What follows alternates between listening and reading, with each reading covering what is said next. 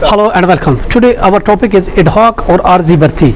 ad-hoc and temporary appointment क्या होती है? व्हाट इज़ द ad-hoc जिसको कहते हैं, या टेम्परेरी अपॉइंटमेंट अगर कोई मुलाजिम भर्ती होते हैं तो उसको किसे कहते हैं? देखिए, federal public service commission function rules 1973 के तहत जो है इसकी अपॉइंटमेंट होती है.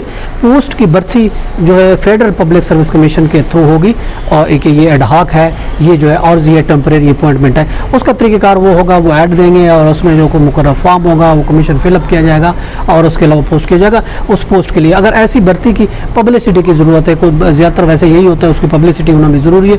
उसके अखबार में ऐड दिया जाएगा, उसकी पब्लिसिटी दी जाएगी. अगर ऐसी भर्ती जिसकी जो प्रैक्टिकल ना हो तो उस सूरत में रूल 19 के तहत ad-hoc तरीक़ेकार, अगर कोई परमानेंट नहीं है, जॉब परमानेंट तौर पर नहीं है, तो उसके लिए एक ad-hoc का रूल बनाया गया है रूल 19 के तहत. तो ad-hoc तरीके से उसकी होगी. अब पब्लिक इंटरेस्ट के लिए भर्ती ad-hoc तौर पर, आर्जी तौर पर वो कभी भी किसी वक्त की जा सकती है और उसके लिए कमीशन जो है वो उसके लिए अपॉइंटमेंट करेगा और ये जो अपॉइंटमेंट होगी 6 महीने तक के लिए होगी. 6 महीने तक ad-hoc हो गया, आर्जी तौर पर उसको 6 महीने से ज़्यादा ना होगी.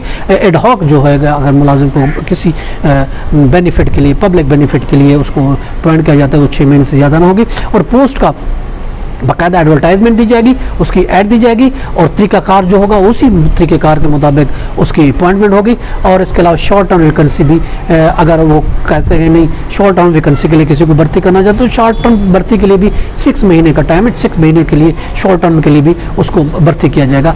अब उसका कमीशन के ज़रिए वो टोटल तौर पर ये कमीशन के ज़रिए होगी और टोटल तौर पर प्योर जो है ये आर्जी होगी, ad-hoc होगी, परमानेंट नहीं होगी, कुछ वक्त के लिए होगी.